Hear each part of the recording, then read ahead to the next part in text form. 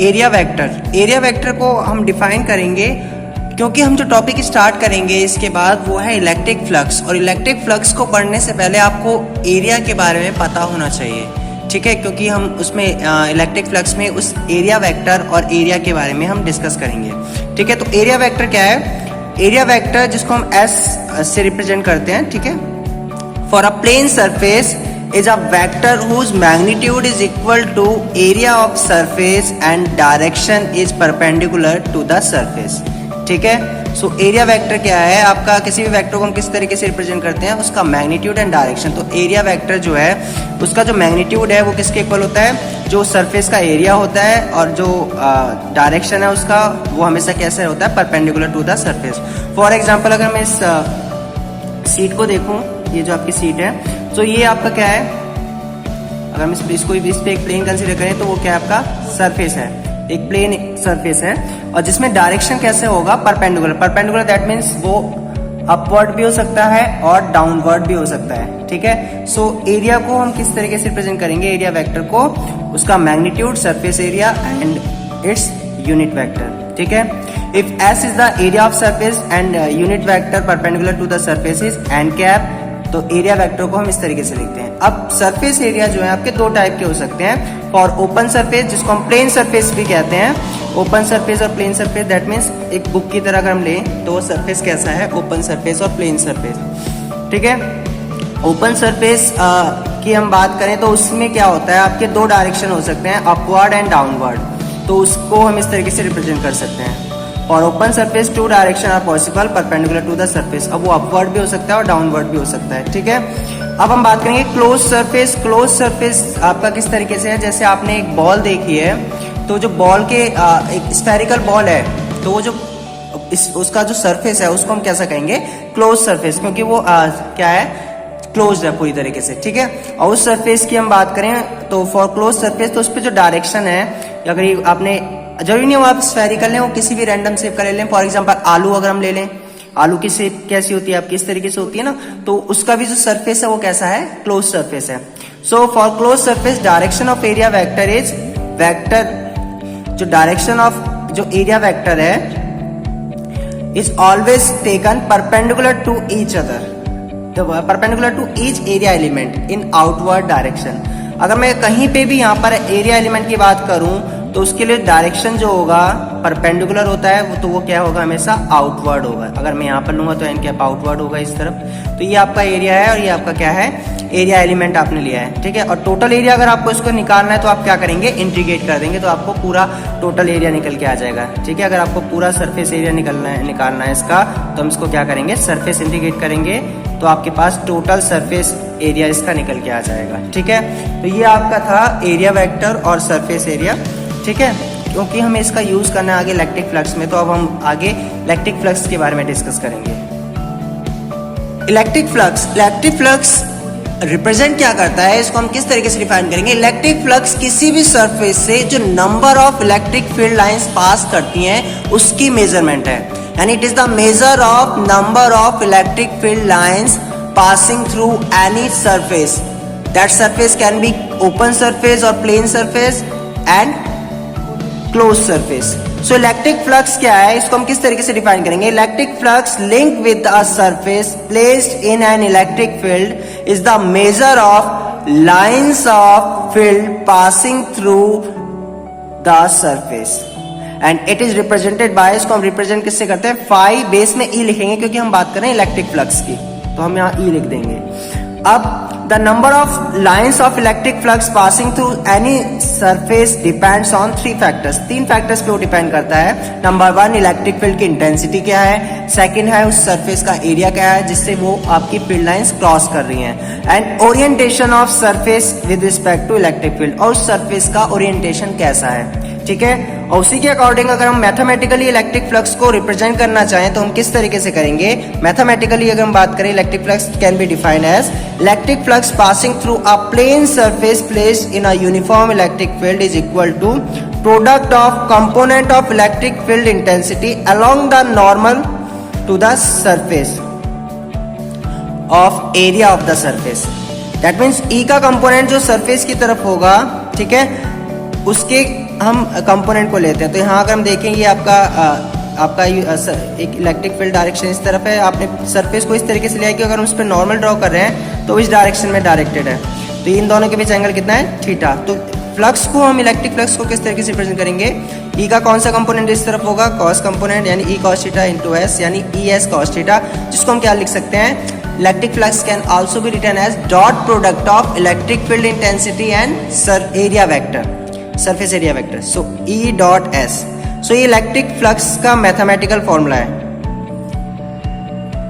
Electric flux की properties की बात करें तो इलेक्ट्रिक फ्लक्स, क्योंकि dot product of E and S था, तो it is a scalar quantity. Unit क्या होती है इलेक्ट्रिक फ्लक्स की, दो यूनिट होती हैं, न्यूटन मीटर स्क्वायर पर कूलम या वोल्ट मीटर। डायमेंशनल फॉर्मूला क्या होता है, M L cube T minus 3 A minus 1। Electric flux जो है लिंक किसी भी सरफेस से जो लिंक इलेक्ट्रिक फ्लक्स है वो पॉजिटिव भी हो सकता है, नेगेटिव भी हो सकता है और जीरो भी हो सकता है। वो हम कंडीशंस अब देखते हैं कि कब पॉजिटिव होगा, कब नेगेटिव होगा एंड कब जीरो होगा। सो आप पहले हम देखते हैं, अगर इलेक्ट्रिक फ्लक्स में ये जो एंगल है थीटा ये लेस देन 90 होगा तो कॉस थीटा क्या होगा, उस केस में पॉजिटिव होगा, यानी इलेक्ट्रिक फ्लक्स कैसा होगा, पॉजिटिव होगा। अगर आपका जो एस और ई के बीच एंगल जो है 90 होगा तो कॉस थीटा 90 पे कितना होता है, जीरो, तो इलेक्ट्रिक फ्लक्स इस केस में क्या होगा, जीरो होगा। जीरो मतलब अगर आप किसी भी फील्ड लाइंस को, देखो ये क्या बताता है, फ्लक्स क्या बता रहा है, किसी भी सरफेस से जो number of field lines cross कर रही है उसको बता रहा है। अगर मैं सपोज करो ये आपका सरफेस है, ये मेरा हाथ अगर सरफेस है, इसको मैंने रखा है परपेंडिकुलर, ठीक है, इलेक्ट्रिक फ्लक्स की जो लाइंस हैं वो इस डायरेक्शन में है, यानी जो एरो है, यानी आप तीर जो छोड़ रहे हैं वो इस डायरेक्शन में छोड़ रहे हैं, और टारगेट आपका रखा हुआ है ये इस तरफ परपेंडिकुलर। तो क्या कोई भी तीर आपका इस वॉल में इस पे यहाँ लगेगा, नहीं लगेगा। सो क्या इलेक्ट्रिक फ्लक्स इस सरफेस से क्रॉस करेगा, नहीं करेगा। दैट मीन्स इलेक्ट्रिक फ्लक्स कितना होगा, जीरो होगा। कोई डाउट तो नहीं है किसी को। सो इलेक्ट्रिक फ्लक्स अगर इस पे मैं परपेंडिकुलर ड्रॉ करूं तो आउटवर्ड इस तरफ होगा या फिर इस तरफ होगा, आउटवर्ड। सो इस तरीके से अगर हमने इसको रखा हुआ है, ठीक है, तो आपका इलेक्ट्रिक फ्लक्स कितना होगा, जो इससे क्रॉस कर रहा है वो कितना होगा, जीरो, ठीक है।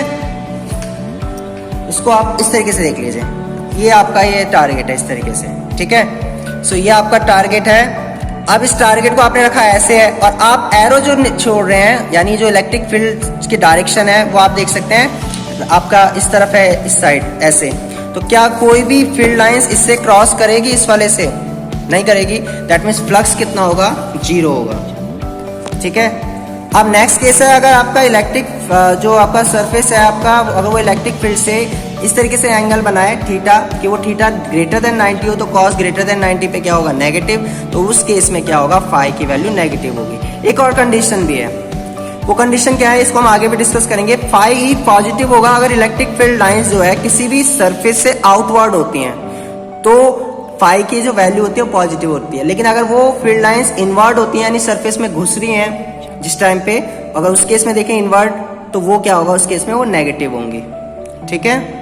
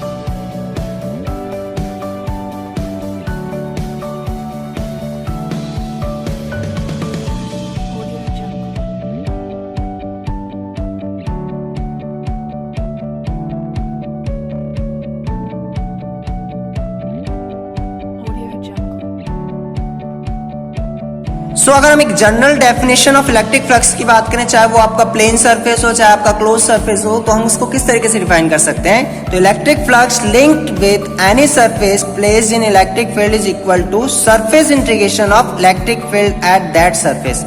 अगर मैंने कि सरफेस लिया है, that surface can be open surface और that can be close surface. Open surface को हम किस तरीके से कंसीडर करेंगे? जैसे कोई प्लेन हो गया, ठीक है। और आपका ये क्लोज सरफेस कैसे है? सपोज करो जैसे आलू या आप लड्डू कुछ भी ले सकते हैं, ये चारों तरफ से आपका क्लोज है। दो टाइप के सरफेस होते हैं ना। अगर हम क्लोज सरफेस की बात करेंगे तो क्लोज सरफेस के लिए हम इसका सरफेस इंटीग्रेशन को कैसे लिखेंगे? E.ds integration of S। अगर आपको पूरा जो ये सरफेस है इससे होके निकलने वाले इलेक्ट्रिक फ्लक्स को मेजर करना है तो आप इस तरीके से लिखेंगे। फॉर ओपन सरफेस के लिए हम क्या करेंगे? इस तरीके से लिखेंगे। दोनों में डिफरेंस क्या है? क्लोज सरफेस के लिए हम यहाँ पर सर्कल लगा देते हैं। क्यों? क्योंकि वो क्या रिप्रेजेंट कर रहा है कि सरफेस जो है क्लोज है। और ओपन सरफेस के लिए हम इसको नॉर्मली लिखते हैं। जहां ये जो इंटीग्रेशन एस बेस में एस लिखा हुआ है, ये क्या रिप्रेजेंट करता है? Surface integration for the whole surface. तो अगर आपको इस सरफेस से लिंक इलेक्ट्रिक फ्लक्स को मेजर करना है, उसकी वैल्यू फाइंड करनी है, तो आप क्या करेंगे? Integration of E.ds। E.ds क्या है? इस स्मॉल एलिमेंट से निकलने वाले electric field line, electric flux है यानी फील्ड लाइंस है। अगर हम पूरे की बात करें, पूरे से कितना निकलने तो आप इंटीग्रेट कर देंगे। कौन सा integration? Surface integration. Note, if surface integration is close then the surface integration is represented by making a circle on integration sign. ये हमने दिखाया हुआ है, जिसको हम कहते हैं integration, surface integration for close surface. अब अगेन यहाँ पर दो कंडीशंस थी। अगर इस क्लोज सरफेस में फील्ड लाइंस या ई की डायरेक्शन आउटवर्ड होगा तो थीटा होगा लेस देन 90। इस केस में इलेक्ट्रिक फ्लक्स कैसा होगा? पॉजिटिव। और अगर ये आपका इनवर्ड होगा, फील्ड लाइंस इनवर्ड होंगी या इलेक्ट्रिक फील्ड इनवर्ड होगा किसी भी क्लोज सरफेस में, तो आपका थीटा होगा greater than 90। That means flux कैसा होगा? पॉजिटिव। यानी अगर फील्ड लाइंस किसी भी क्लोज सरफेस से बाहर निकलती हैं तो फ्लक्स पॉजिटिव होगा, और जब इनवर्ड जाती हैं तो फ्लक्स कैसा होगा? नेगेटिव होगा। तो ये आपके जनरल फॉर्मूला है फॉर इलेक्ट्रिक फ्लक्स।